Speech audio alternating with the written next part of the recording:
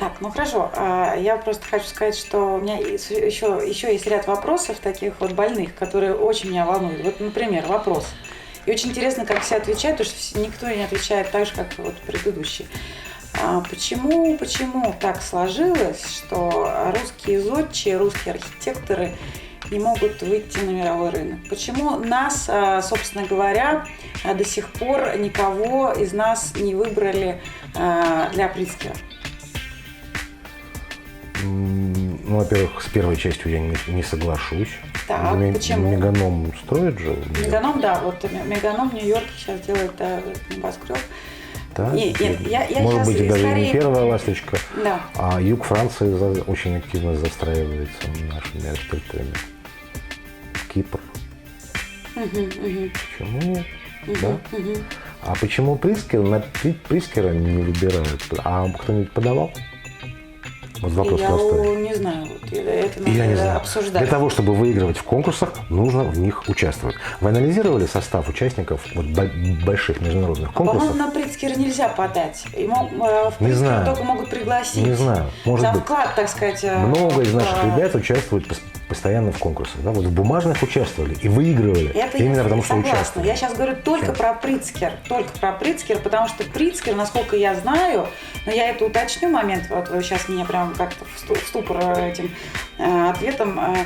Просто насколько я знаю, опять же, Притцкер, точно так же, как и Нобелевская премия, есть комитет, который выбирает наиболее значимого архитектора, который принес человечеству пользу как бы своей вот этой вот архитектурой, и ему дают премию. Все остальные конкурсы, премии, там, либо ты платишь, либо ты проходишь там отбор какой-то там и так далее, участвуешь в этом каком-то, заявляешь о себе, то Притцкера не надо заявлять. То есть ты уже где-то там существуешь, а они тебя находят. Вот в чем дело. Видите, вам и ответ. Ни вы, ни я не знаем, как туда подаваться. Потому что не интересовались.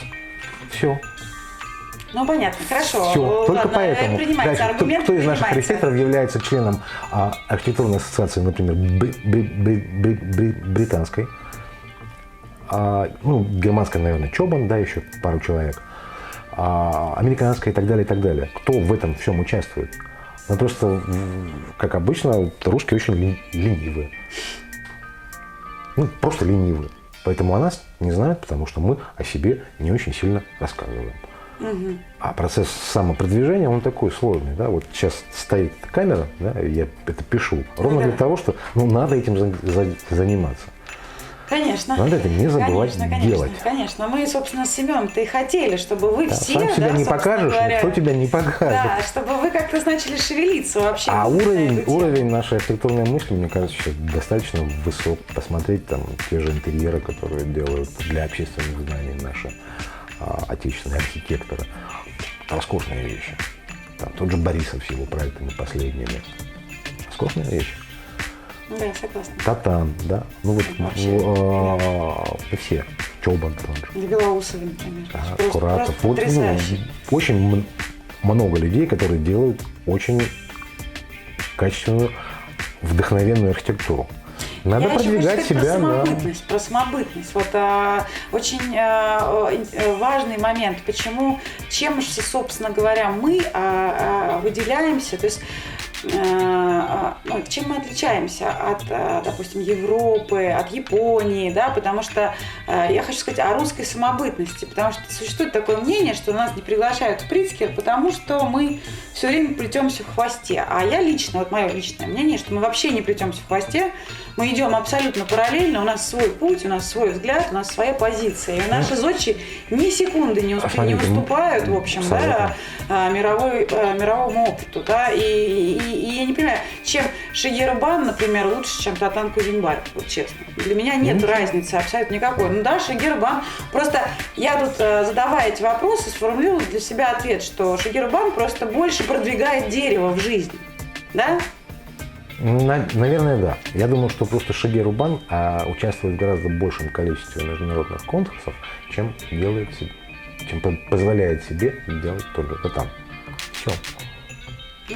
Вот мы не закончили тему. Да. Когда смотришь участников и победителей конкурсов, более-менее значимых международных, два десятка имен, которые везде, они везде участвуют, они рано или поздно выигрывают.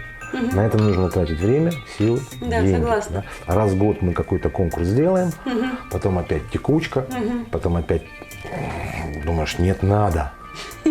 Вот. И опять текучка.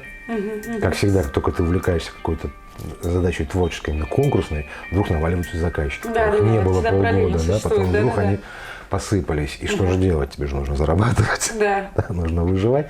Вот это вот безалаберность наша. Ну, по идее, тот же Григорян, у него есть отдел специально, свою группу, да, ребят, которые занимаются только конкурсами. Он их вообще не трогает. То есть они сидят, они варятся, они там, как сказать, мониторят все последние тенденции, да, чтобы не пропустить возможность, да. Да, это очень важно. Да, этим надо заниматься, но это требует ресурсов. И временных, и творческих, и финансовых.